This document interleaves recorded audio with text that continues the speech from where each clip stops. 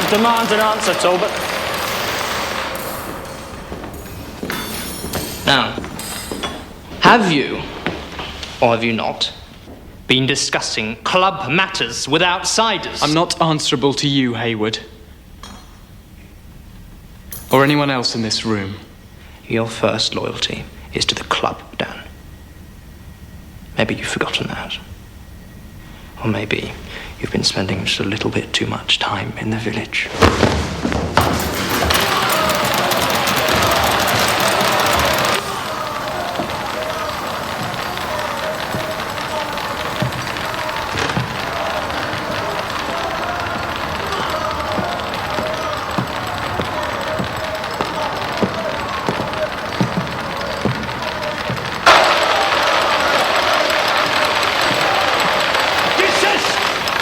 Marcus!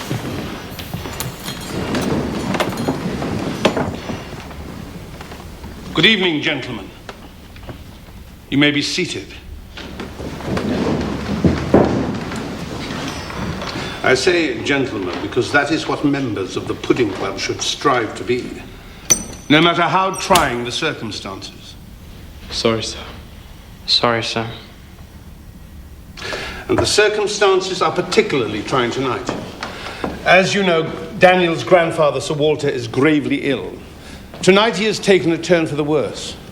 Sir Walter is a Pudding Club man and one of our most distinguished old boys, so I ask you all to behave with due propriety. Daniel, I must take you to the manor immediately. Our thoughts will be with you and your family, Dan. Shall I speak for everybody here?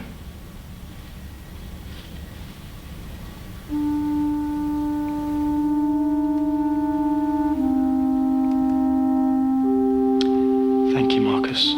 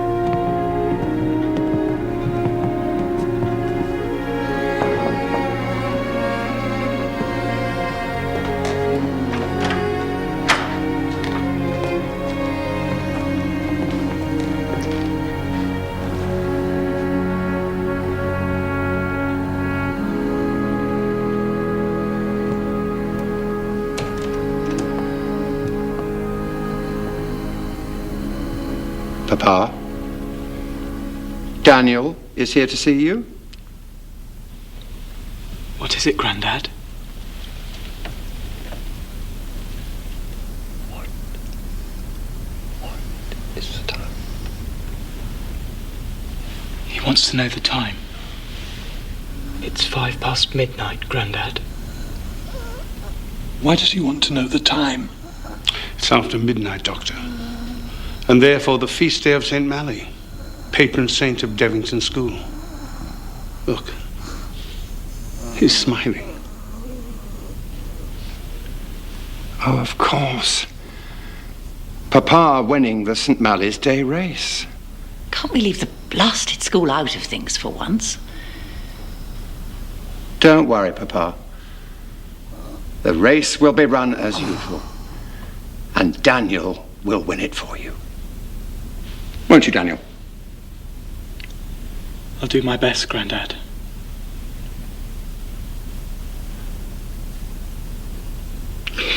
He can't hear you.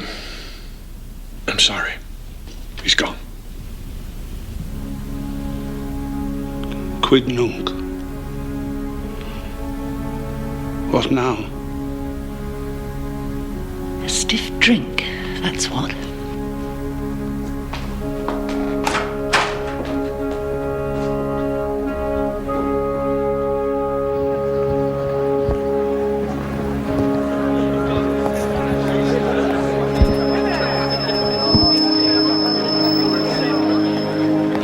So good of you to come and give us moral support. Oh, we've been looking forward to it, haven't we, Tom? Thought Toby might be happier at a more traditional school like this. So, when does he start? Oh, we haven't actually taken the plunge yet. That's why we wanted you to come along so we could get your input. See, George? Shh.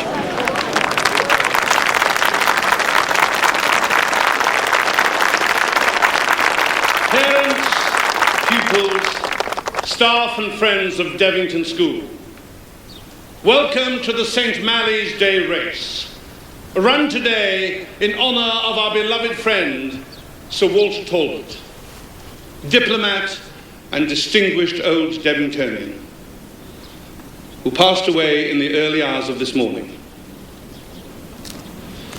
Forti et fideli nihil impossibile. To the brave and the faithful, nothing is impossible.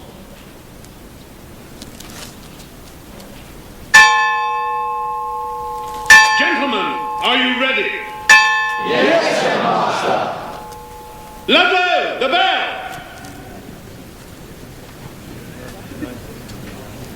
The bell, Ludlow!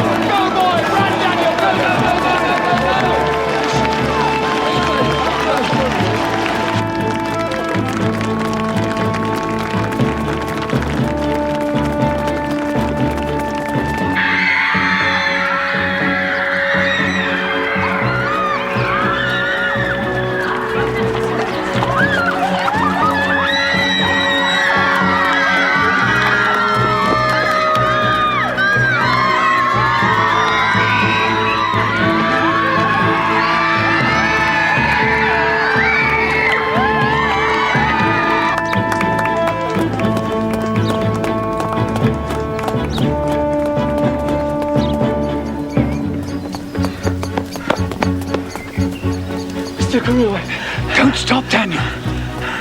Run! Run like the wind!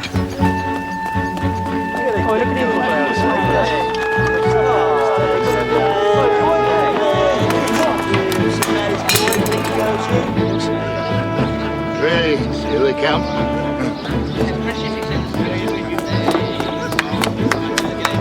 Go on. Come on, Mr. Haywood, you can do it! I can assure you, Mrs. Woodard, I am moving heaven and earth to find a place for young Ted. A word, if I may. Anthony, may I introduce... Now, Jonathan. Please, excuse me. That's Anthony Talbot, Sir Walter's son. He's a diplomat as well. Yes, you can tell. Good show, Talbot. That's the way.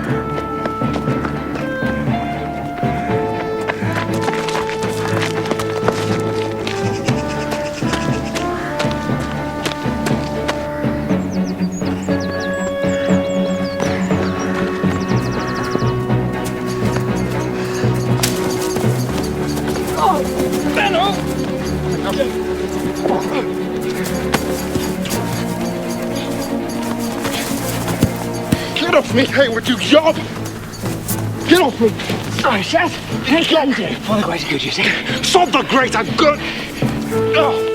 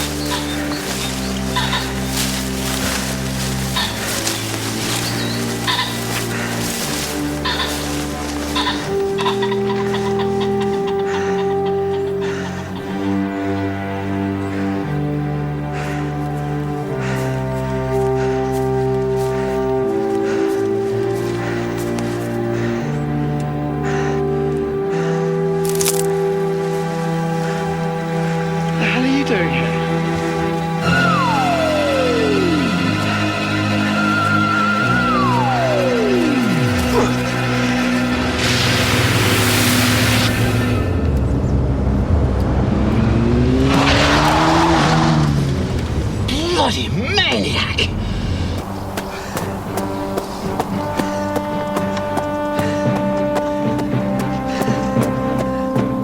You heard from Archie Bellingham recently? No, should I have done? The permanent secretary on the phone this morning. He's gone missing. Gone missing? Not a word to anyone, Jonathan. The Foreign Office wants the lid kept on this one.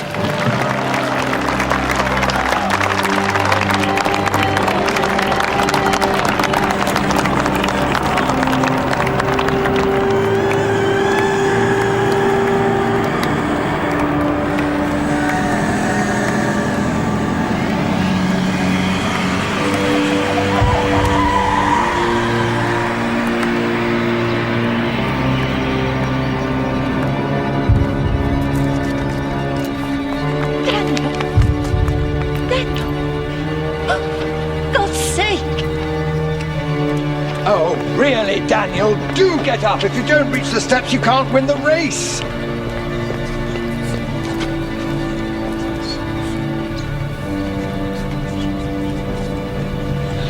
Can't you see he's hurt?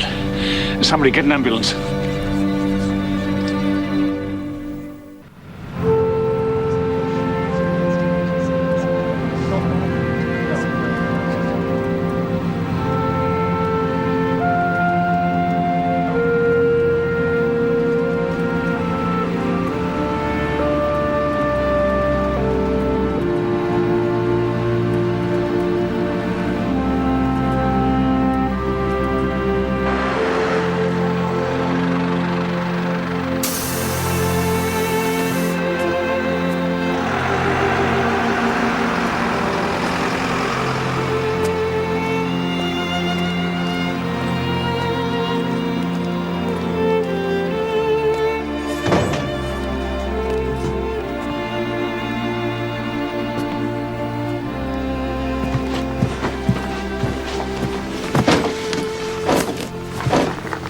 Thought you were going to stay with your mother. I changed my mind. Are you all right, Julia? Yeah.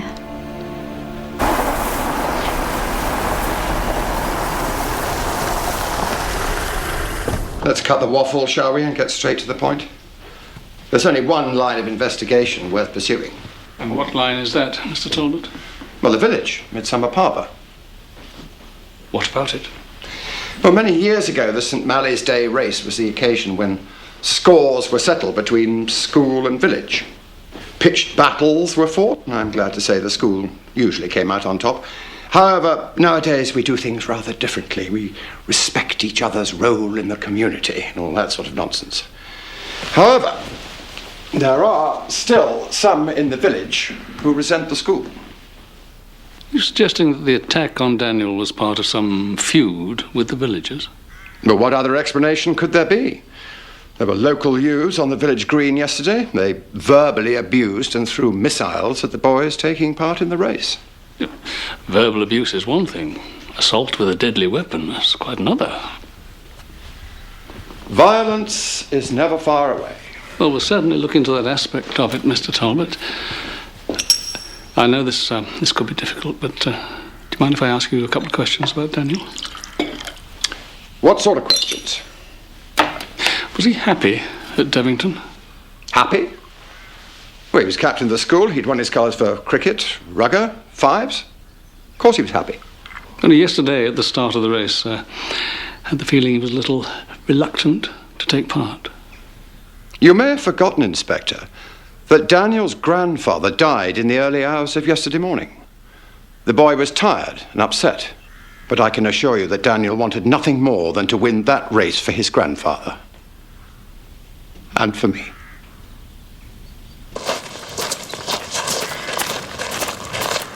So you reckon Daniel didn't want to take part in the race? Mrs. Talbot? I know this is a bad time, but could you spare me a moment, please?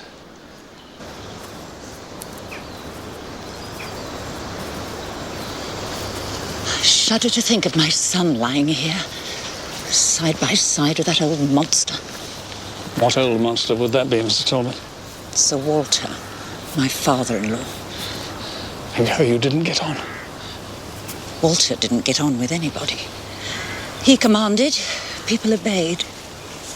How did that go down with Daniel? He did his best. For my sake. Just for your sake? Any shortcomings on Daniel's part were blamed on me. Shortcomings? I thought that Daniel was doing very well. Yes, but it was never good enough. My husband and my father-in-law are very competitive men. Daniel wasn't like that. And that caused problems, did it, between Daniel and his father? There were a couple of rows recently, yes. What about, Mrs. Talbot? I believe it was about the school. And the pudding club. The what? Look, I'm sorry, but that's all the talking I can manage for the time being. Go up to the school. Talk to Eckersley Hyde. He'll be only too pleased to tell you all about the damn place.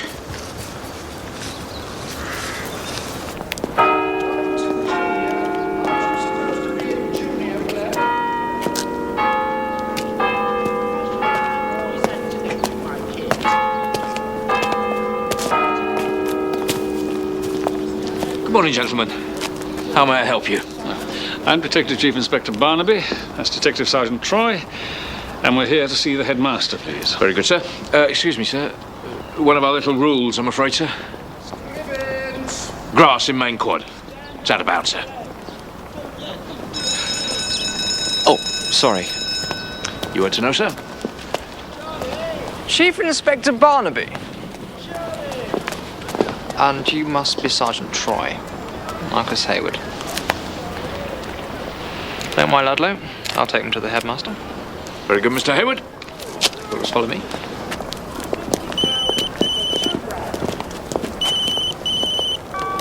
Troy. Okay. Sir.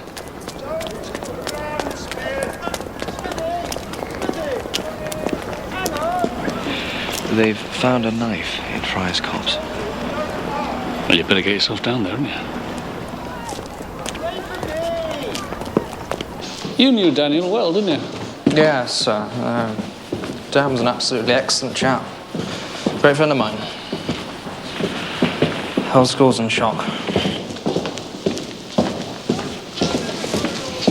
And you were right behind him in Friar's copse, weren't you? Yeah. But when Daniel got into the woods, he was away because he's incredibly fit, you know. So did you see, hear anything, anyone suspicious? No. Just me and Chaz. Battling out second place, that's all. Chaz? Who's Chaz? Charlie Mendel, sir. Don't know if you come across him. Come! Thank you, Marcus. We'll talk again. Come!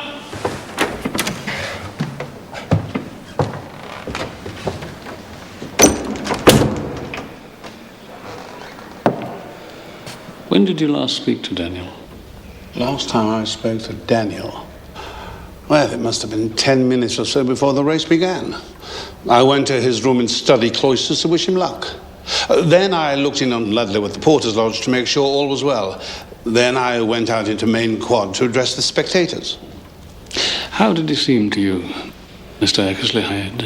Upset about his grandfather, of course. They were very close, you know.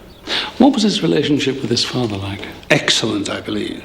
So apparently there were some arguments recently about the school. What teenage boy doesn't argue with his father? And the pudding club? They argued about the pudding club. I doubt that very much. What exactly is the pudding club? Well, back in the mists of time, when food in school was, well, less palatable than it is now, some senior boys pooled their resources and arranged to have meals delivered from London. The catering has improved, but the club survives. It's a tradition, and we're rather keen on tradition here at Devington. So its purpose is social? Exactly. There's a pudding club scholarship, but apart from that, members dine once a week on suet pudding and are allowed to walk on the grass in main quad. That's about the extent of it. Apart from the cufflinks, the silver spoons, only to be worn by members. Oh, so you were here yourself then? Oh, yes. I'm an old Devingtonian, and apart from 3 happy years at Oxford, Devington School has been my life since I was 12. Not my career, Inspector. My life. Was Daniel a member of the Pudding Club? Oh, yes. As were Anthony and Sir Walter. Anthony was a contemporary of mine here. We were great, great chums, and still are. Tell me about the scholarship. It's awarded to Pudding Club members who show particular promise and wish to join the diplomatic service. The school has excellent contacts there. Was Daniel in the running for a scholarship? I was very much in favour of Daniel. But I don't quite see what this has to do with catching Daniel's attacker. Oh, I'm just filling in the background details, Mr. Eckersley. I'd like to look at Daniel's room now, if I may. I'll take you myself. Thank you.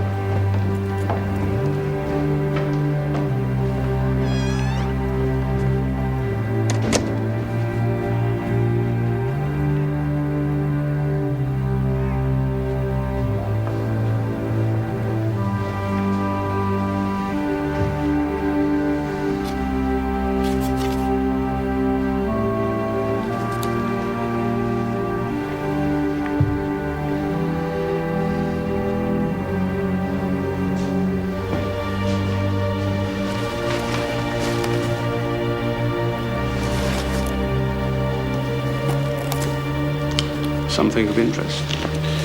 Probably not.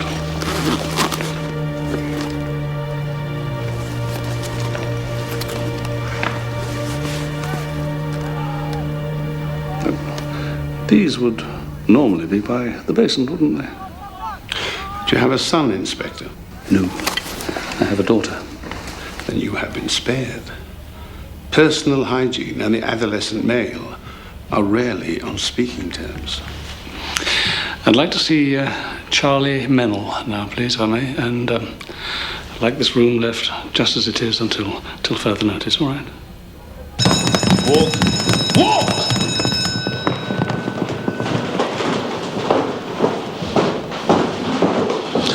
A word about Charles Mennell.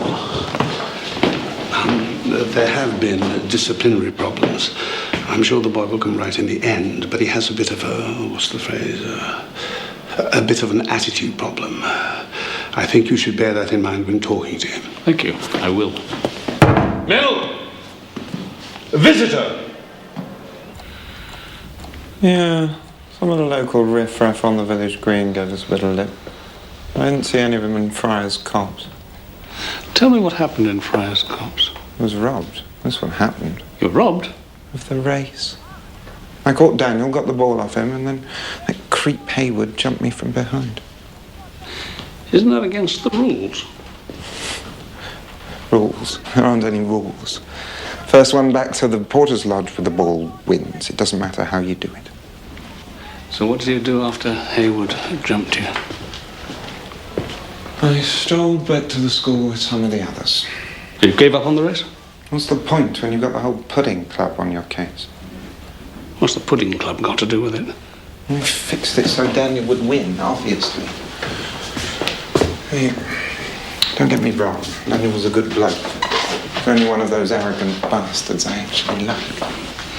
I take it you are not a member of the pudding club? Me? No way. And Daniel was only a member because of his dad. Have you met his dad? Yes. Yes, I have. He's a psycho, right? Anyway, Daniel wanted out of the club. He hated it as much as me. There was a huge bust-up between him and his old man over it. What about Daniel wanting to leave the pudding club? Yeah. You can't leave the pudding club once you're in. It's not done. Bad form, right? I heard there was a bit of a ruck in the pudding club room the night before the race. What sort of a ruck? between Daniel and Marcus Hayward. Hayward accused Daniel of fraternising with the villagers or something, you know, betraying club secrets. I mean, it's pathetic. They're like kids in a gang. Come. What is it, Ludlow? Message for Inspector Barnaby, Mr. Mennell. Sergeant Troy is in the refectory. When you're ready, sir. Thank you. Weirdo. This whole place is full of psychos and weirdos.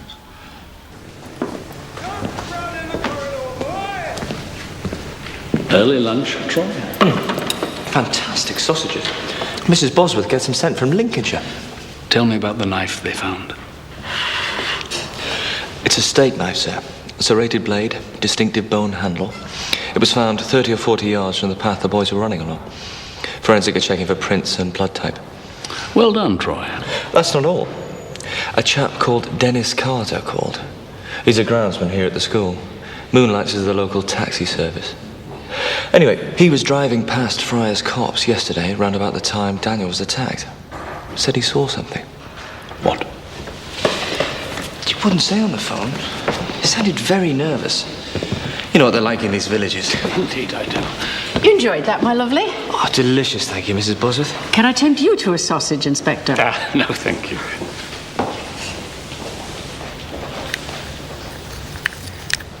Lobsters? School food's improved since my day.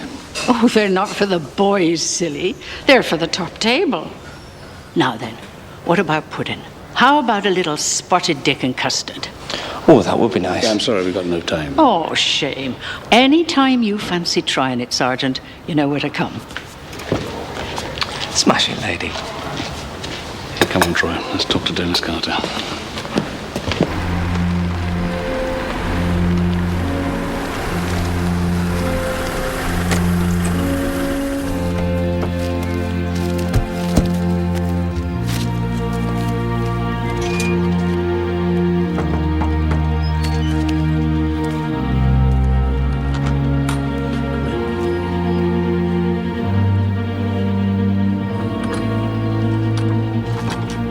I was on my way back up to the school to mow the first 11 cricket pitch, so it must have been about 3:30.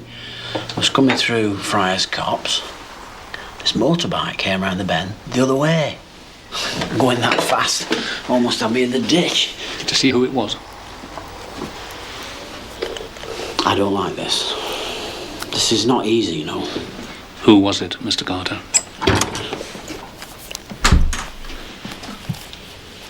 What's gone on, Dad? It's the police from Corston. This is my daughter, Julia. What's this about? A boy from Devington School was found murdered in Friar's Copse yesterday. Yeah, I heard about it. We're asking people in the village if they might have seen someone or something out of the ordinary. Did you see anything, Dad?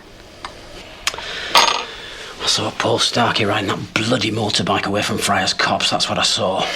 Paul Starkey? Paul Starkey wouldn't murder anyone. Who's Paul Starkey?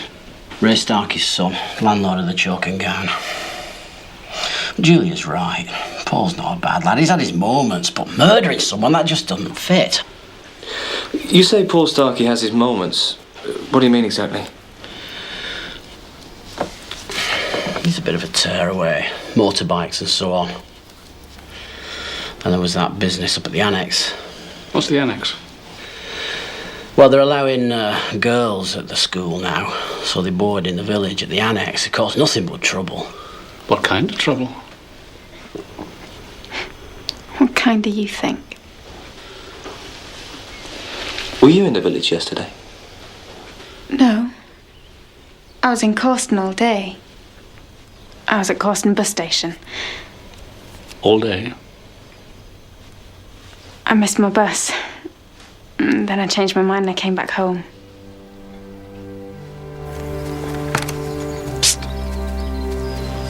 Sir? Are you the police? Yes, sir. How can we help? In here, quickly. I want to talk to you. It's about the murder of Daniel Talbot.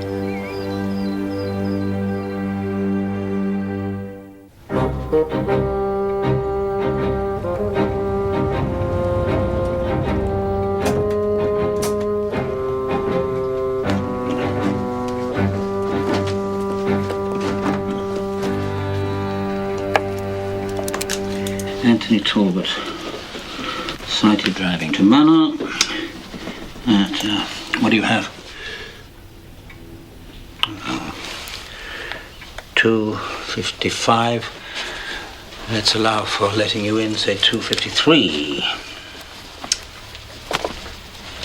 As policemen, you will appreciate the importance of accuracy in these matters. You wanted to talk to us about Daniel Talbot, Mr. Carew. Dudley Carew. You must understand that I can only talk in the broadest terms. Why must I understand that? The eyes and ears of Devington School are everywhere in this village. The royal family. Are they working for the Kremlin by Dudley Carew? You wrote this, did you say? Yes, I contribute to all sorts of periodicals. But my main area of research is Devington School and its malign influence on 20th century history. Well, that is fascinating, Mr. Carew, but this is a murder. Now, you take the Vietnam War or the invasion of Afghanistan. In every case, a trail of blood leads back to Devington School. I have documentary proof that Lee Harvey Oswald was here in Midsomer Parva 2 weeks before he assassinated President John F. Kennedy. Now, where's that paper? Someone's been interfering with my filing system. You! Did you touch anything on this desk? Did you? I haven't been anywhere near your desk. You were a pupil at Devington School yourself, weren't you, Mr. Carew? How do you know that? Who told you? Well, that's you in the school photograph here. Look. You were sitting between Anthony Talbot and Jonathan Eckersley Hyde, if I'm not mistaken. Yes, well, I was there briefly. Standard of teaching was abysmal, so I left. Inquiring minds were not encouraged. And it's much the same now. As poor Daniel would have told you. What did you want to tell us about Daniel Talbot, Mr. Carew?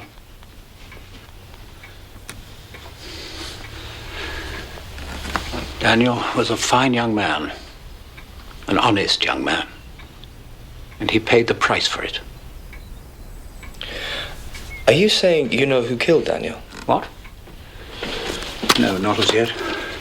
The picture is incomplete. All I say to you is, look at the school, not the village.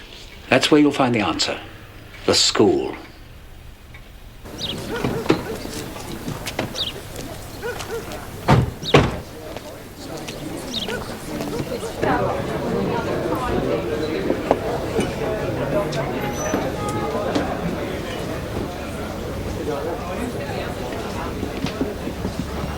Oh, it's that lovely policeman again. I think you've been following me, Sergeant. Hello, Mrs. Bosworth.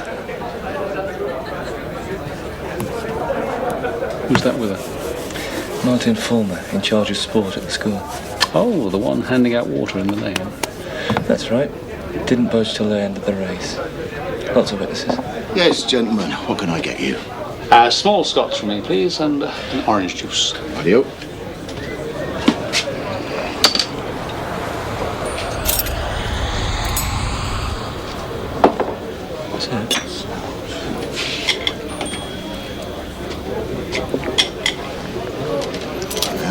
Thank you. I'm Detective Chief Inspector Barnaby. This is Detective Sergeant Troy, and we'd like to speak to your son, Paul, please.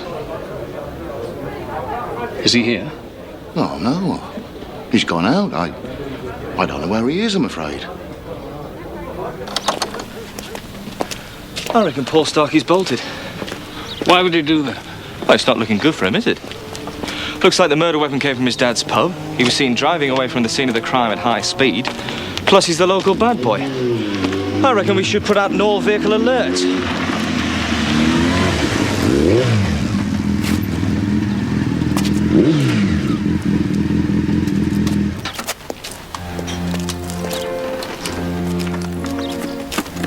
Are you Paul Starkey?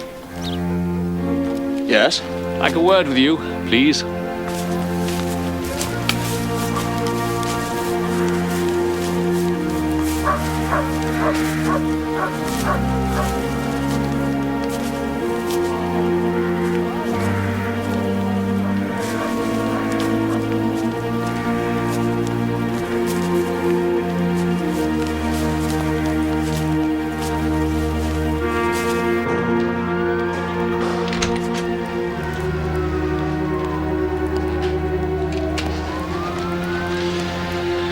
Okay. let's go through this again. You left the pub at 2 o'clock and went for a ride. That's right. I just rolled around.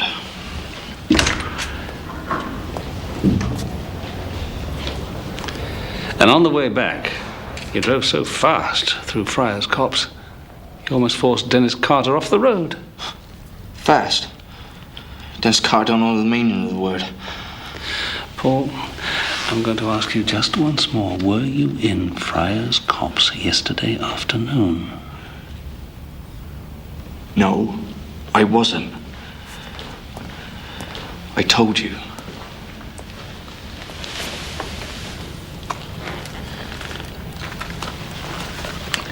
Can I have a word, please, sir? They found fresh tyre tracks in Friar's Copse. Just here. There? You sure? Yes, sir. Definitely a motorbike and cigarette ends. Starkey's brand. Starkey is lying. I'm sure he was in Friar's Copse yesterday afternoon. So let's arrest him, sir. I don't think he killed Daniel Talbot. Doesn't add up, Troy. Doesn't add up. Look. The boys leave the lane and run down the path through the wood here. Charlie Mennell catches Daniel about here, gets the ball off him. Then Charlie is tackled by Marcus Hayward. Daniel gets the ball back and goes on along the path back towards the school. So he must have been attacked somewhere between here and here. Right. So Paul Starkey parks his bike here, makes his way through the wood, hides in the bushes, waits. Along comes Daniel. Starkey jumps out, does the deed. And then what? Does he run straight back to his bike? No, he does not. For some reason, he goes off in quite another direction. Up there, up. Chucks away his knife up there, and then, and only then, goes back to his bike.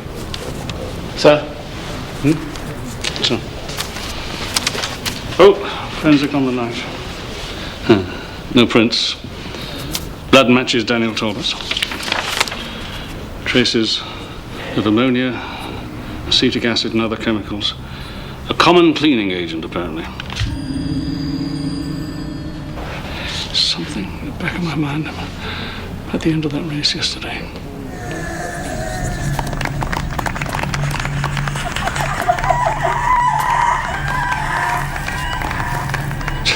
Can't think what it is.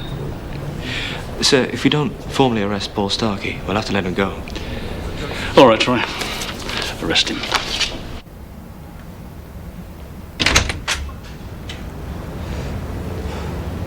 Can I go home now?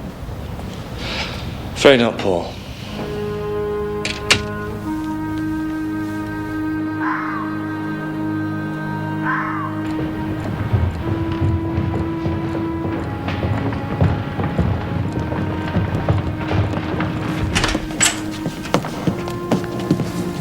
What the hell do you want, Hayward? Get him!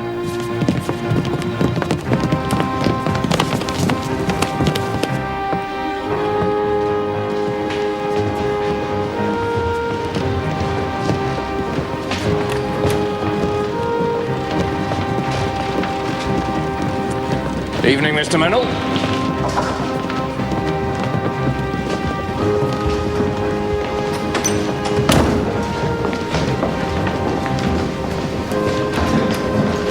Gentlemen, if I may have your attention, please, for 1 moment. The police have arrested the man who killed my son, Daniel.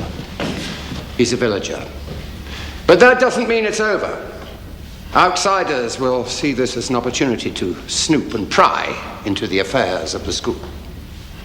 But you must remember that your first loyalty is to the Pudding Club. Always. Loyalty is our greatest strength.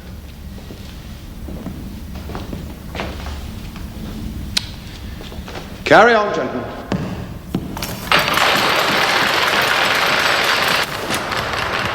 Good night, Mr. Talbot. Good night, Butler. It's all good. About this villager that's been arrested. Not Paul Starkey, is it? Yes, Hayward, it is. Why? Well, there's something you really ought to know about Paul Starkey, sir. It's about him and Daniel.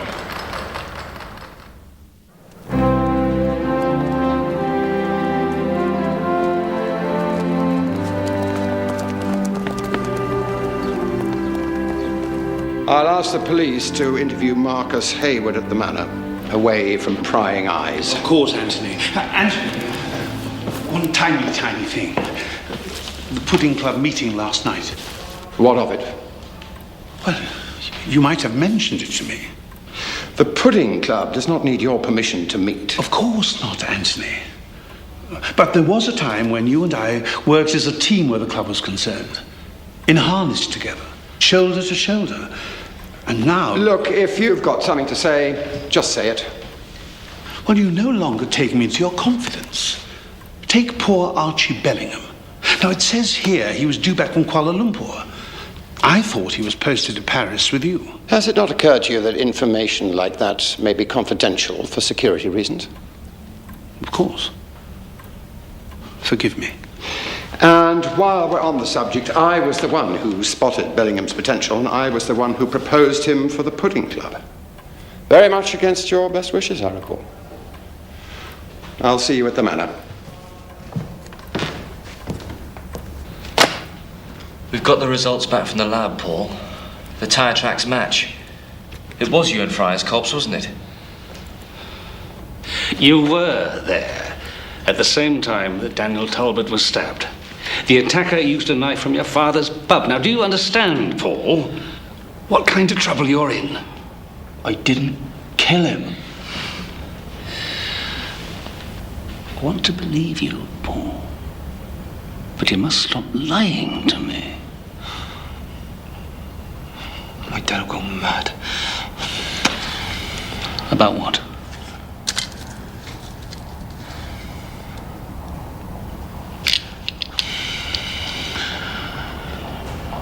All right. I was in Fryer's Copse. Because I had a message to meet Dave. Who's Dave? Dave Winch.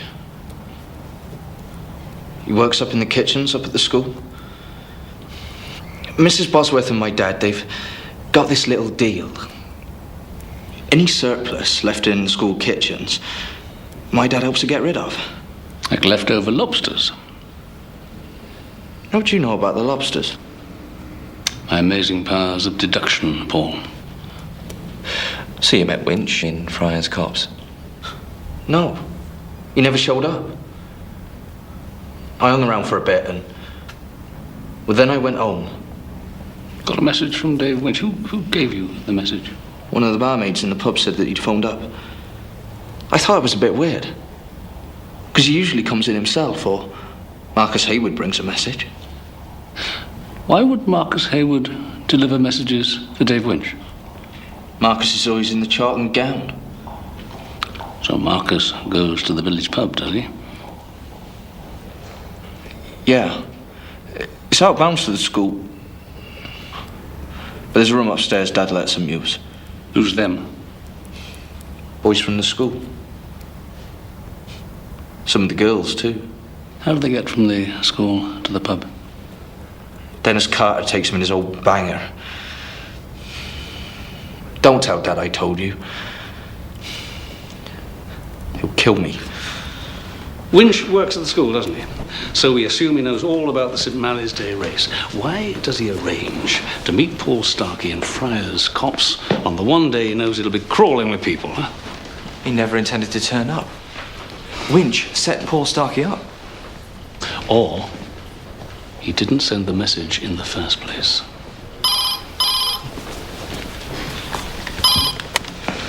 Course and CID. Yep, he's here. Anthony Talbot.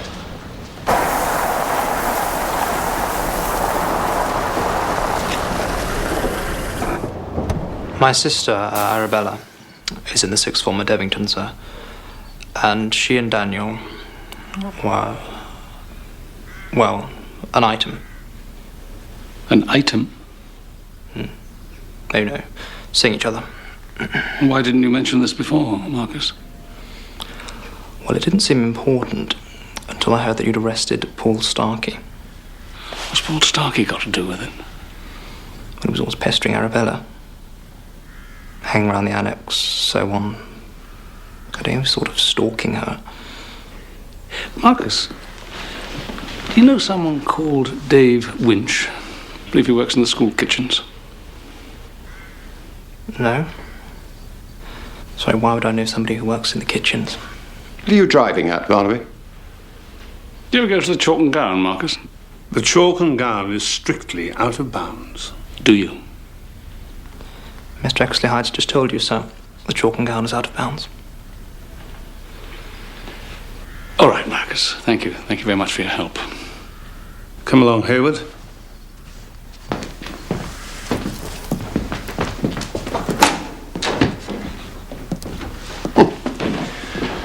Boy comes in here to help, and what do?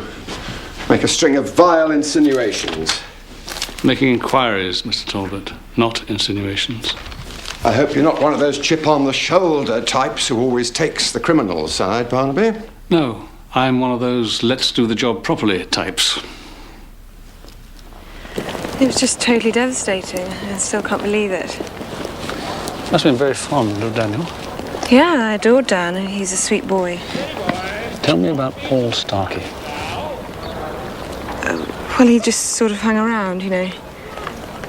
It's boring. I mean, he seemed to think I fancied him, which is just ludicrous. He's quite a good-looking lad. No way. He's gross.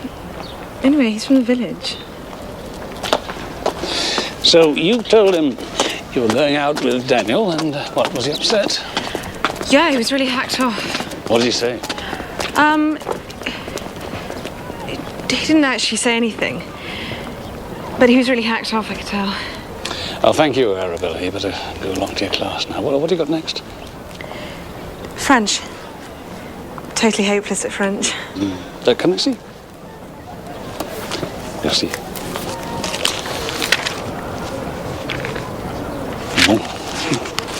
Well, it looks fine to me, mind you. I was never any good at French either. Where exactly did you and Daniel go when you went out together? You know, just out. Did you ever go to the Chalk and Gown? Look, this is not about breaking school rules, Arabella. Not interested in that. I go sometimes with Marcus and the Pudding Club lot. And Daniel went as well? Sometimes, yeah. There's nothing else to do around here, is there? God, I'm late. I must go.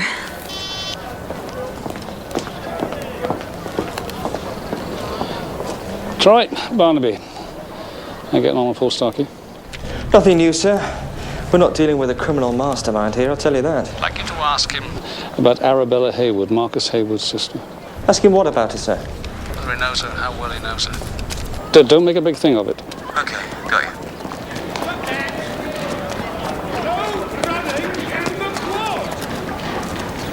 Mr. Mennell. Oh, it's you. You're taking a bit of a risk, aren't you? Walking on the grass like that. Not really? No. Oh, congratulations. You're a member of the Pudding Club now, eh? I was invited to fill the vacancy left by Daniel Talbot. I thought you hated the Pudding Club. God, no. It's a hell of an honour, actually. You told me that Daniel wanted to leave the Pudding Club. Did I? I don't remember saying that. How about the row between Daniel and Marcus Hayward night before the race? What row? Charlie, you told me yourself there was a fight in the Pudding Club room which Eckersley Hyde had to break up. Well, I must have been mistaken. I wasn't there, was I? Look, I've got to go. I'm supervising junior prep. Excuse me.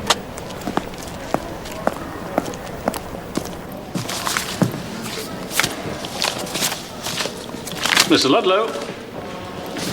Good morning, sir. Good morning to you. I wonder, could you do me a favour?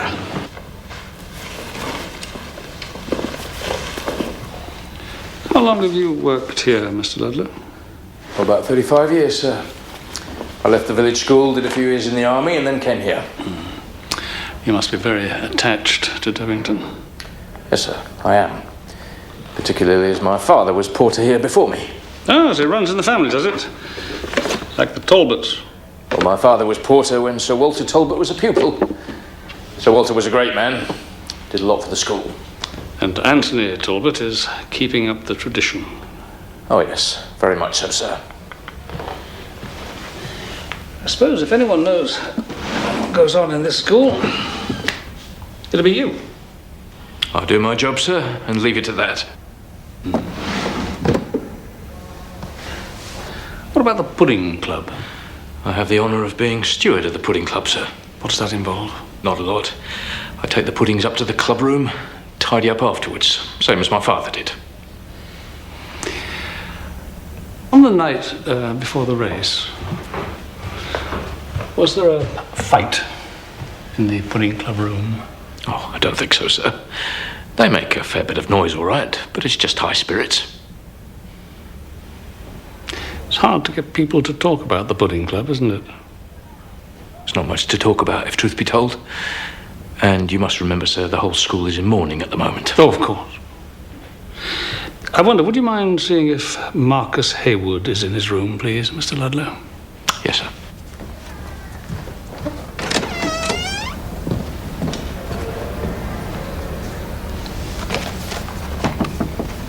Mr. Haywood?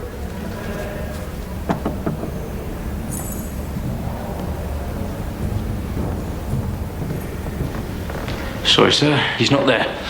Oh, well, it's not a problem. I'll speak to him later.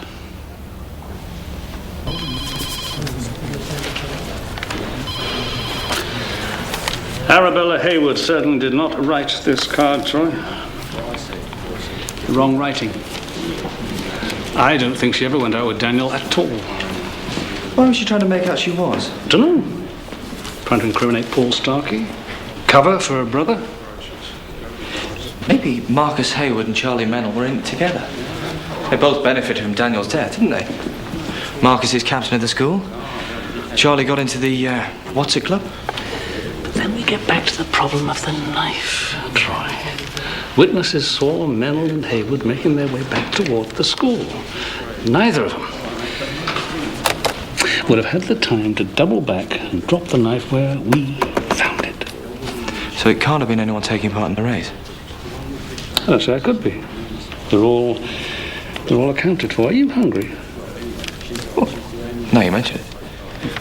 Get yourself up to the school, drop in on Mrs. Bosworth, and talk to Dave Winch, would you? See if he really did leave a message for Paul Starkey at the pub.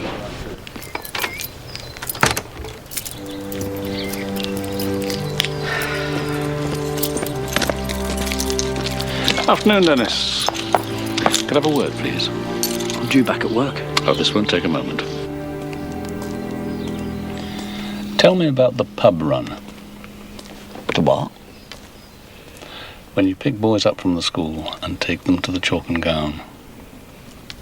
I don't know anything about that. I've got better things to do with my time, Dennis, than make trouble for you, but that's exactly what I will do if you're not straight with me. All right. They phoned me from the school. Who phoned you? Well, nowadays it's usually that Marcus Haywood. I go up behind the school, wait for them to climb over the wall, and then I run them to the chalk. They go in through the back door. Did Daniel Talbot ever go to the Chalk and Gown? No, I never took him there. Where did you take him? To Dudley Carews. What was he doing at Carews? How should I know? I swore to Daniel I wouldn't tell a soul. Thank you, Dennis. You were right to tell me. He was the best of that lot, was Daniel Talbot.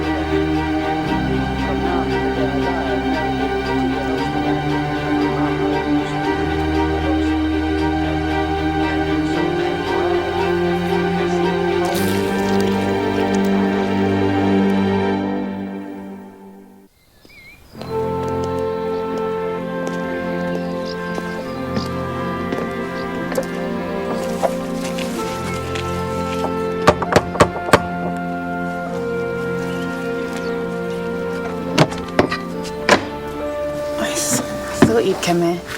I saw you talking to my dad. Where's Mr. Carew? In Causton. There's a meeting of the Flat Earth Society.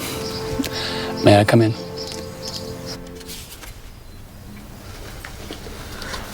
You sent this to Daniel, didn't you? I'm sorry. It's all right. It's a relief to talk about it. Where did you meet Daniel? Here. Everyone in the village thinks that Dudley's a loony, but he's a really good person to talk to. I used to come here when my mum and dad were splitting up. And one evening Daniel came round to see Dudley. That was the first time we met. What did Daniel want with Mr. Carew? To talk. About school mostly. How he hated it and wanted to leave, stuff like that. Anyway, I came round one evening and Daniel was here. Dudley was in a terrible state. How do you mean?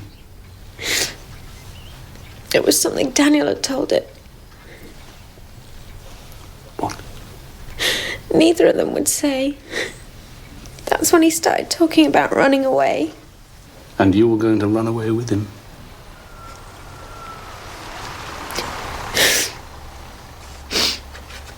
I think that someone was watching him. And that's why he decided to run away on St. Malley's Day. Everyone would be up at the school. And you were waiting for him at Causton bus station?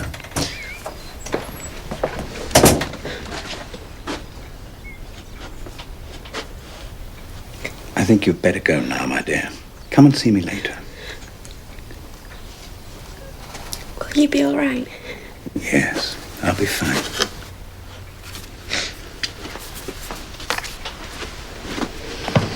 You came alone? Yes, I came alone. Mr. Carew, why was Daniel Talbot planning to run away? I told you before, the picture is incomplete. Look at the school. Look at the Pudding Club room. Do you mean the Pudding Club scholarship? Scholarship? Conspiracy, more likely. Please, Mr. Carew, no more conspiracy theories. I'm talking about money, the acquisition of wealth. That's the true purpose of the Pudding Club. And how is this money acquired? Well, diplomats enjoy many privileges. Immunity, freedom of movement, diplomatic bag. Use your imagination. Never mind wild allegations. Can you give me some details, some facts? Sir Walter's health had been deteriorating, and with it, his influence over the school. And a struggle for control of the Pudding Club had been raging. Archie Bellingham was a victim of that struggle, as was poor Daniel. Archie Bellingham is missing. Uh-huh. But Daniel Talbot was murdered. Yeah. I know that Daniel was frightened. I saw him at the start of the race. Start of the race? Yes, I was with friends. You were at the school for the St. Malley's Day race with friends? Well, in that case, how can I trust you? How do I know you're not working for them? Oh, for God's sake. The Pudding Club has strong links with the police force, believe me. I've said all I'm going to say, so now you must leave. Go, go!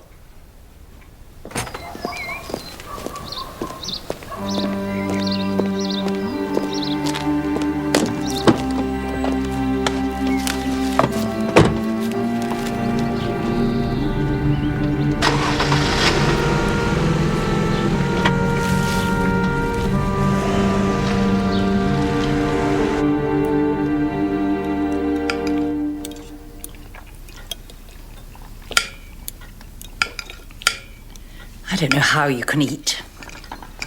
There's a lot to be done. One of us has got to be in a fit state to do it. Miranda, Anthony, forgive me for disturbing you. I didn't realize you were in the middle of dinner. It's all right. I've had just about all I can stomach. This won't take long. What's so important, Jonathan? Leaky roof in the science block? Graffiti in the junior common room?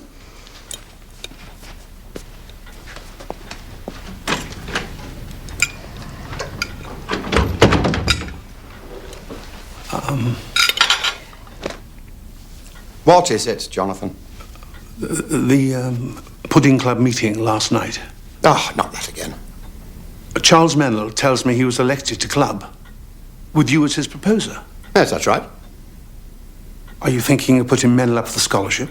No, I'm awarding him the scholarship. He's sound and he's got potential. The Hayward boy is nothing but a feckless oik. He isn't up to it. But you go ahead without consulting me, Ants.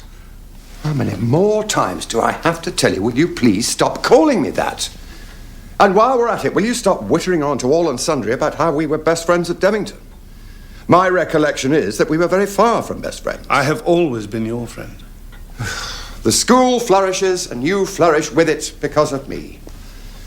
Frankly, Jonathan, without my support, I think you'd be hard pushed to find a job teaching dogs to bark. Veritatem dies aperit. Time reveals the truth.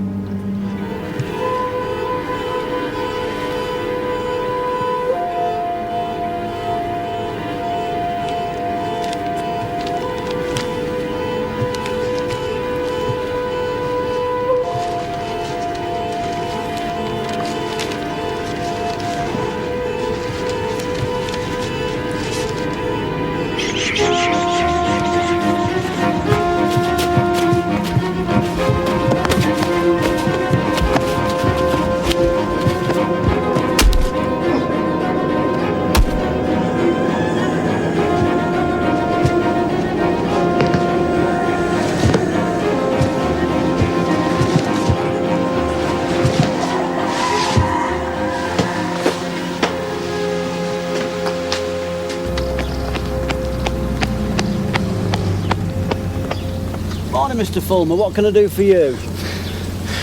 Move your heavy roller for a start. You've left it slap bang in the middle of the first 11 pitch. I never did.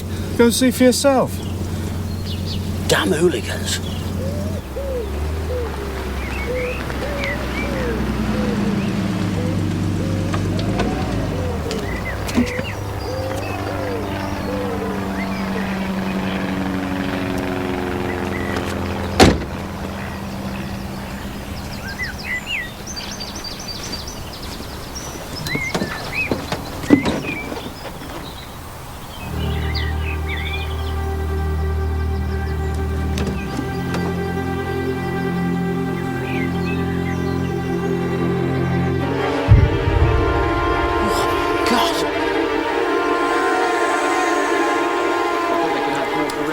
When's he going to be moved, Sergeant? There's a first 11 match against St Elfin's on Saturday.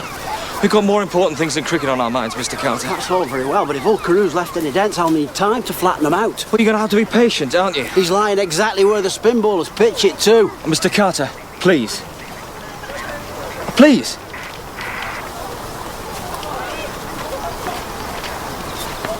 What happened, sir? Smothered with a meat pudding, flattened by the roller and bashed about the head. But not necessarily in that order. Think it could be accidental, sir? It's no time for jokes, Troy. Sorry. When do we have to let Paul Starkey go? 5 o'clock this evening. Why? Remember that cleaning fluid on the steak knife? Mm-hmm. Apparently it's used in cleaning silverware. So why use it on a stainless steel steak knife, eh? So it could have come from the murderer? Exactly. So if forensics can find a drop of that same cleaning fluid on the roller or on Carew's body, we'll know it's not Paul Starkey. Poor old loony Carew. I wonder how many will mourn him. Mourn him. The whole school's in mourning. Troy, we are going to Friar's Copse. It was something Ludlow said to me yesterday. The whole school's in mourning. Then I knew what was bothering me about the St. Malley's Day race. What's that, sir?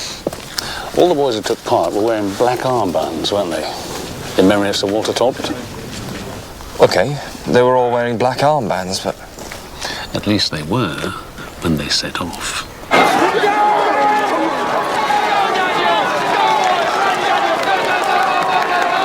And then I remembered. Daniel wasn't wearing his black armband when he got back to the school. So what happened to it? Probably came off in a struggle, sir. Exactly. Which means it's probably still somewhere in the wood, which means we have been looking in the wrong place. Now, this is where Charlie Mennell caught Daniel. And then Charlie Mennell was tackled by Marcus. Daniel gets the ball back, and we've been assuming, haven't we, that Daniel carried on along this path here back to the school. Well, he did, didn't he? He was trying to get away, Troy, not go back to the school. What if he took a diversion? By the time Daniel got to here, he'd be out of sight of the others, wouldn't he?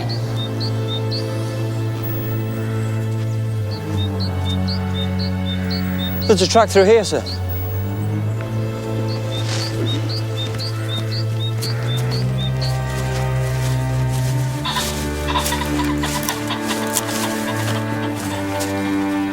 Footprints here, sir. Yes. Hey!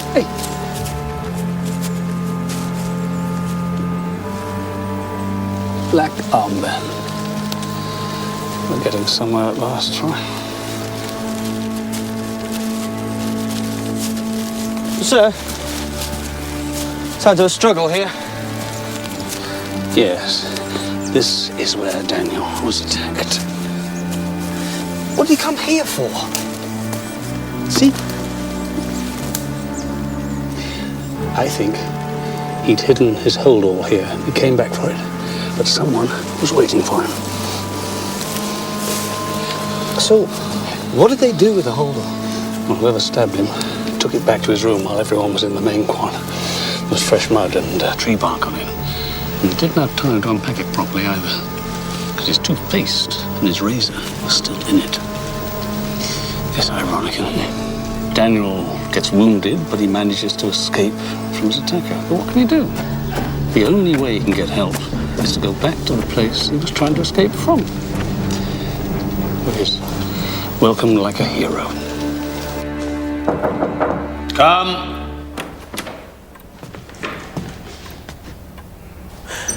Excuse me, Headmaster. The police are about to remove Mr. Carew from the cricket pitch. Thank you, Ludlow. A troubled end to a troubled life. He was not the happiest of men, sir. Still, mors omnia solvit. Death resolves everything. Marcus Hayward, Charlie Mennell. They've been giving us the runaround since the very beginning, haven't they? Sir? Oh, thank you.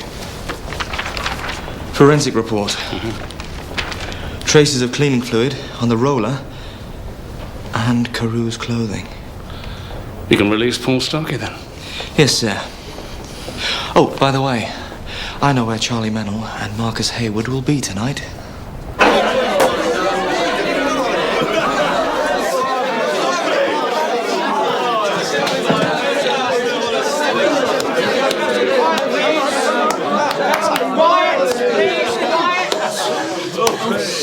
Right. Well, we're here today to celebrate Charlie's admission to the Pudding Club. Yay! And there was a time when I thought that Charlie wouldn't come up to scratch. But pleased to say that he seems to have come to it in the end. Well, try and sound as if you mean it, Hayward.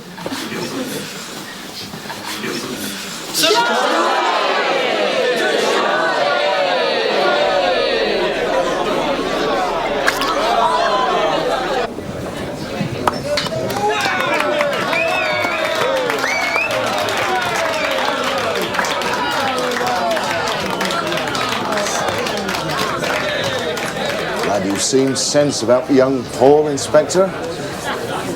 Evening, Mr. Ludlow.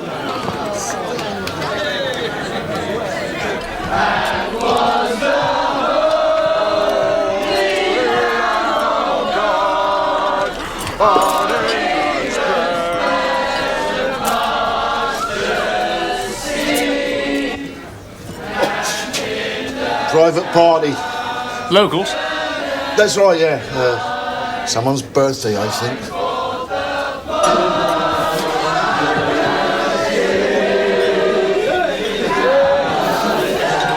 Why aren't you singing? So I don't feel like it. That's all. Oh, come on, Marcus, don't be a bad loser. Sorry, what have I lost? You know. No? Afraid I don't. Now that Daniel's gone, I'm the one. Charlie, you're so totally the one. You thought you'd get the scholarship, but I'm afraid it's going to be me now. Anthony Talbot's as good as Holden. Well, you're wrong, Charlie. I'm going to take your hands off my sister. Actually, I rather think she's got her hands on me.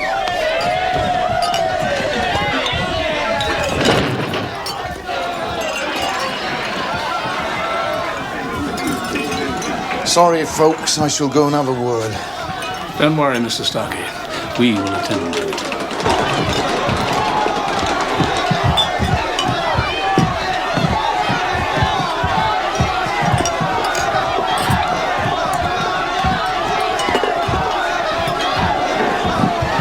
That's enough!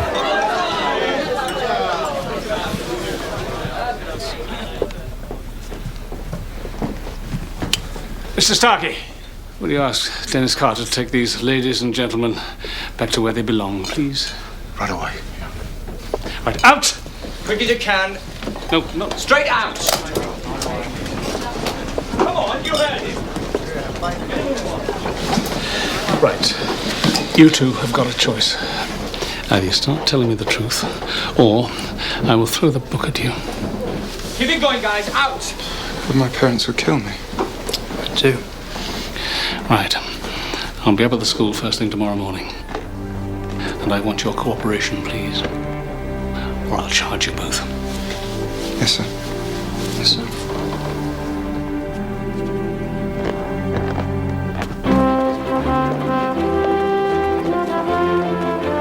Here we go, boys. Come on, keep up now. Keep up, keep up. That's it.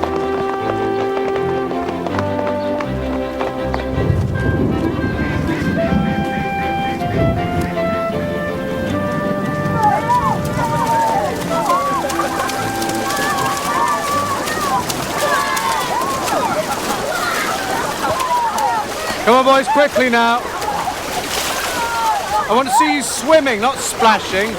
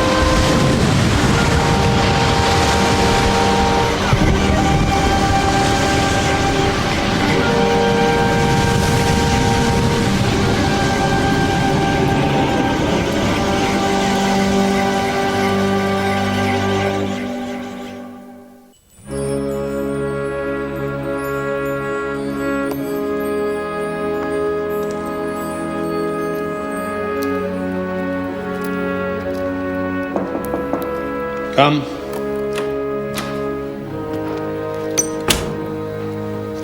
What news, Ludlow? The police have confirmed that it's Mr. Bellingham's body, Headmaster. And the boys? Somewhat shaken, but Mrs. Bosworth is preparing them a special breakfast. Do you wish to inspect Mr. Bellingham's body, sir? No, I do not, Ludlow. I suppose I'd better phone Anthony and break the news. Yes, sir.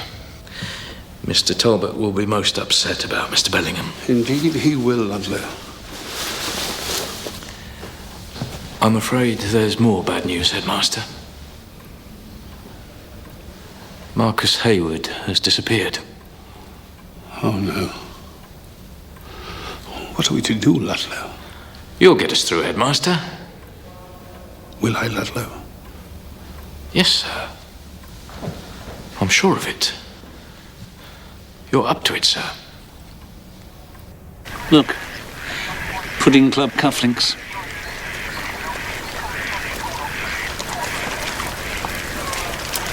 So that's the missing diplomat, is it? Yeah. Must have been dead over a week. Look, he's taken a massive blow to the head. Similar to Dudley Carew. Oh. You're right, Troy. Yeah. I've just been talking to Charlie Mennell. Apparently Marcus Hayward's gone missing. Think I know where to start looking for young Marcus.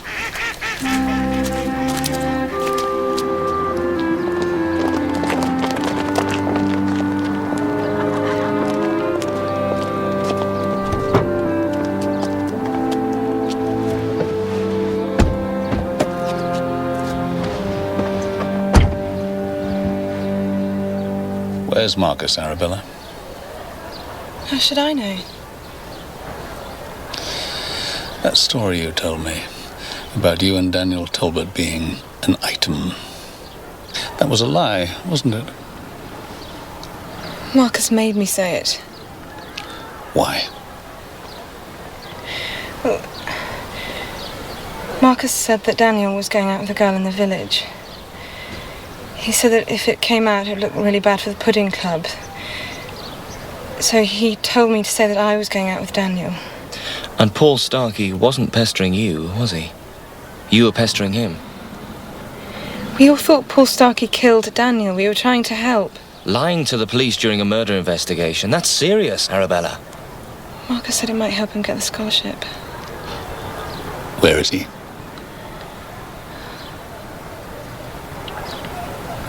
In my room. Well, the headmaster told me he was going to put me up for the Pudding Club scholarship, but that Daniel was up for one as well, which I thought was really unfair. Why? Well, because it's Sir Walter who decides and he's Daniel's grandfather. Obviously, I didn't stand a chance. Anyway, Daniel started behaving all weird. He talked about leaving the Pudding Club, about leaving the school, so on. Oh, and there were these rumours that he was seeing a village girl. So I told the headmaster. And what did he say? He said that I'd done the right thing. He said that he would speak to Daniel's father and that they would sort it out between themselves. He said that I'd done myself a lot of good. Tell me about the day of the race.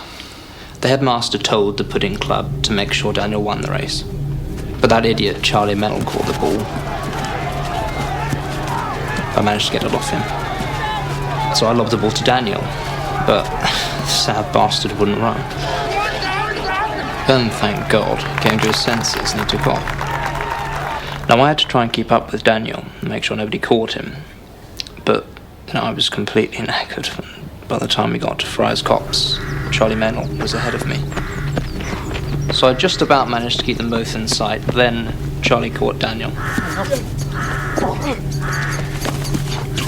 So I gave Charlie a slap or two and sat on him until Daniel was out of sight. What did you do then? I left the path, looking for a quiet place to have a cigarette. Then I heard someone coming through the woods in my direction. There wasn't time to run, so I waited. I couldn't believe my eyes.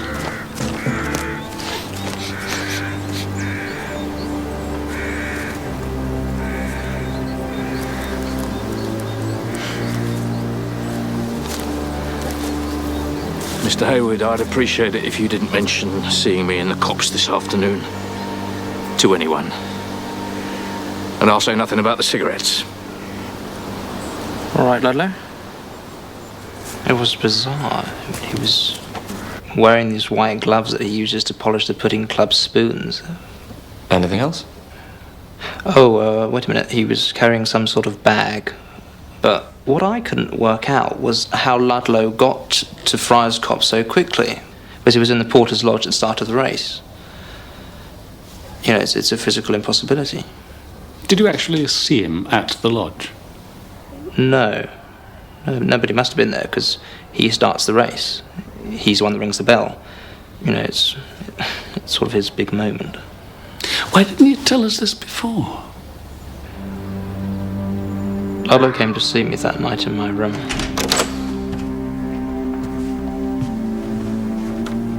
He told me that Paul Starkey had killed Daniel, and that I shouldn't try to complicate matters. Just wanted to refresh your memory, Mr. Hayward, about the need for discretion. Well, there's nothing wrong with my memory, Ludlow.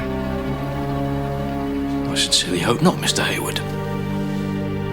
He said that Anthony Talbot would be very pleased. So I thought, great, pudding club scholarship in the bag. And then Anthony Talbot tells Charlie Mennell he's getting it. After all I'd done.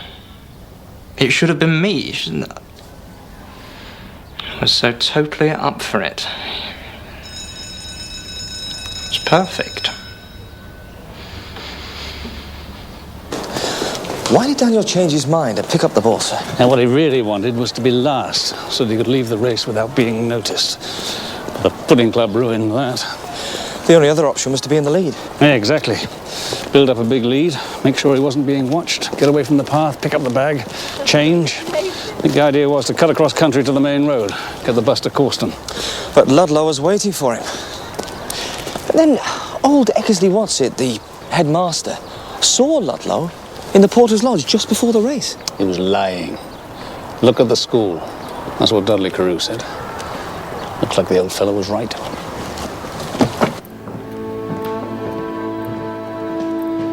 Mr. Ludlow? Hello?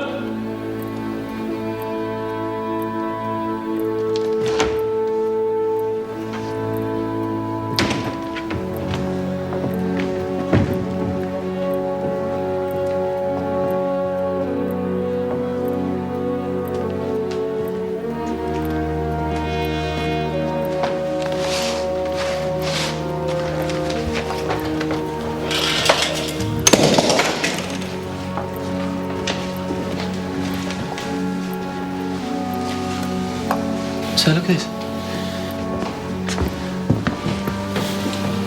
Automatic timer. Looks brand new. He could have linked that to the electric bell. And the school clock. Didn't you say Exley Hyde waited for it to strike 3? Yeah. And there was a slight delay, wasn't there, before the bell went off? Ludlow! The bell!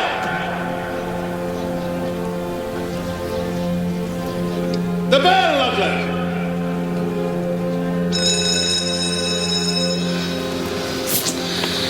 I was remembering something else Carew said to me. Look at the school. Look at the pudding club room.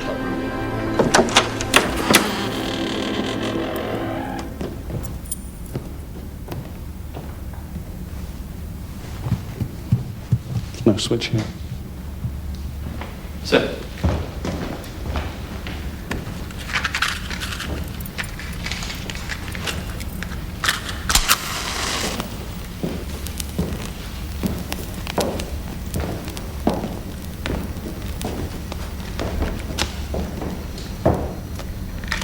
Stuff for polishing silver.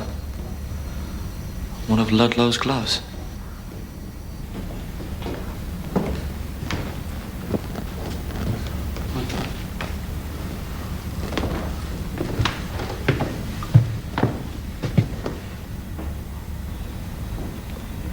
Sir.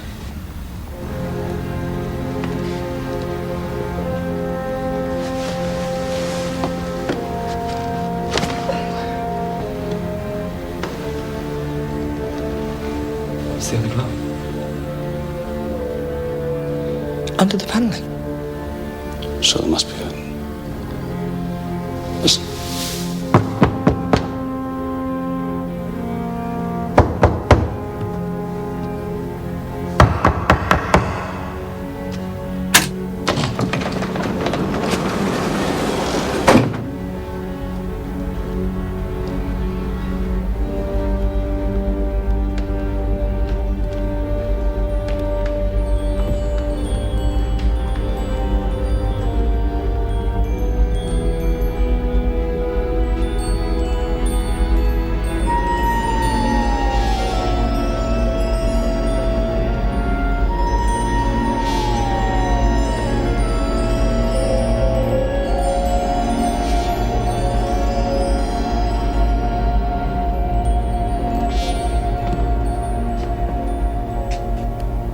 I suppose there's no point in me telling you that the Pudding Club room is out of bounds to non-members.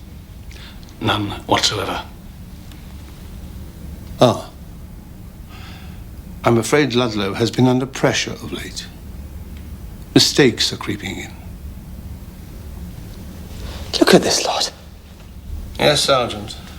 Look at this lot indeed. Golds from South America, bronzes from Africa, ivories from Afghanistan.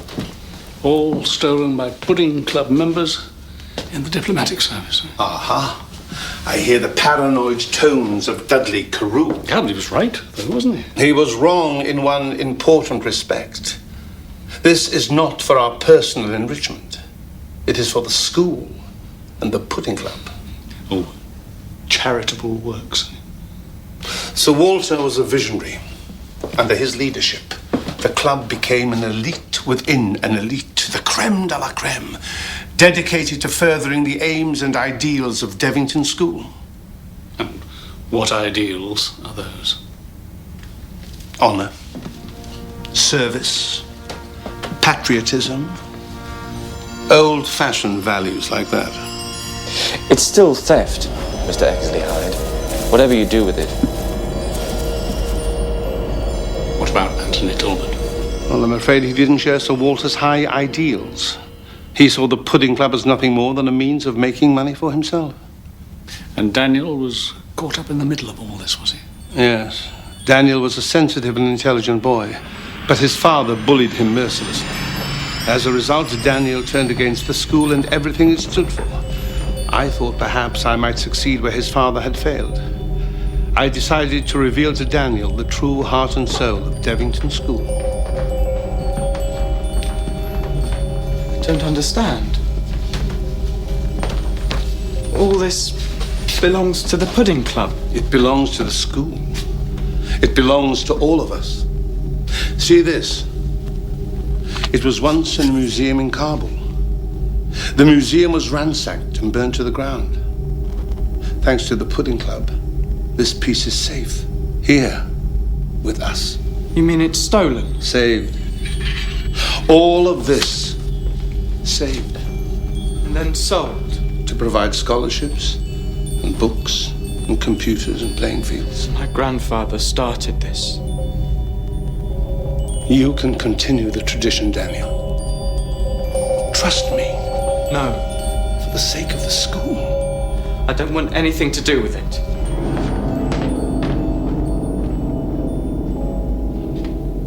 I failed. Daniel confided in Dudley Carew, of all people. In the end, sad to say, Daniel just wasn't up to it. So he decided to run away? Yes. The day before the race, he packed a bag and hid it in Friar's Copse. Ludlow followed him and then came and asked me what to do. What did you say, sir? I told him to do his duty as steward of the Pudding Club. Which is? Tidying up. Archie Bellingham. You see this? Years of planning went into acquiring this. Then Anthony and Bellingham decided that they should have it. Bellingham was a petty thief, a second-rater.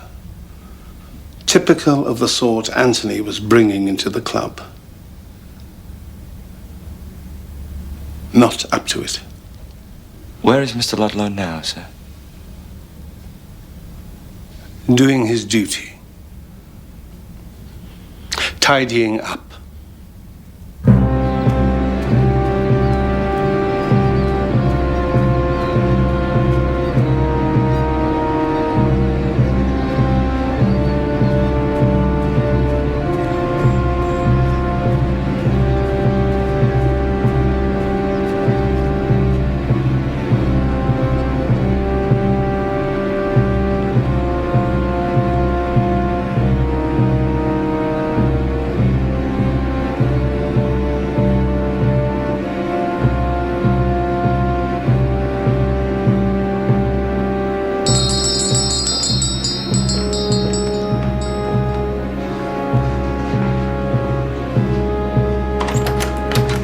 see Mr. Talbot.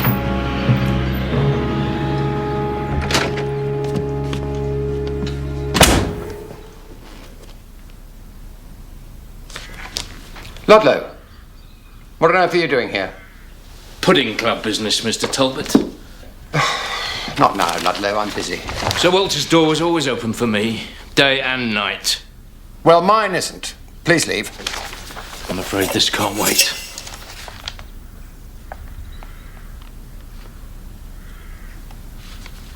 My God. You've been very remiss, Mr. Talbot.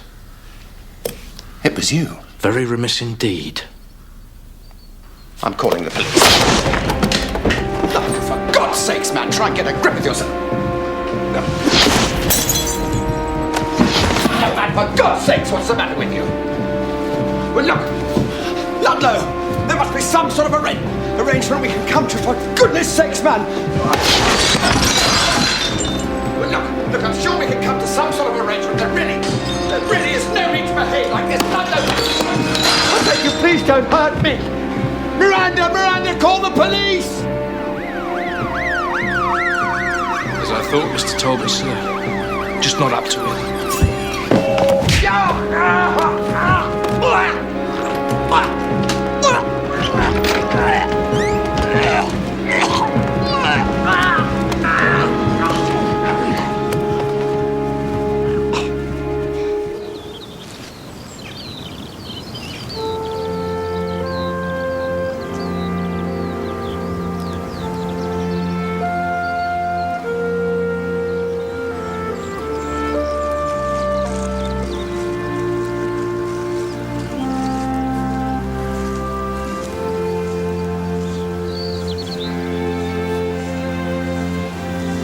Don't go.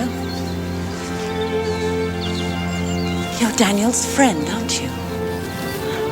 Yes. Well, I'm pleased to meet you at last. What's your name? Julia.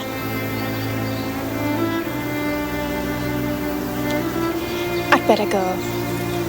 You don't have to. Stay for a bit. All right.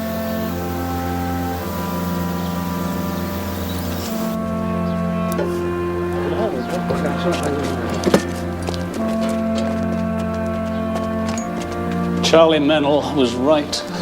What about, sir? At the pudding club. He said they were like kids in a gang. In the end, it wasn't about money.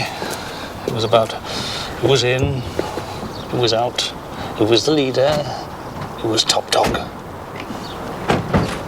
School. Supposed to be the happiest days of your life, aren't they, sir? That's what they say, Troy. I never did get that.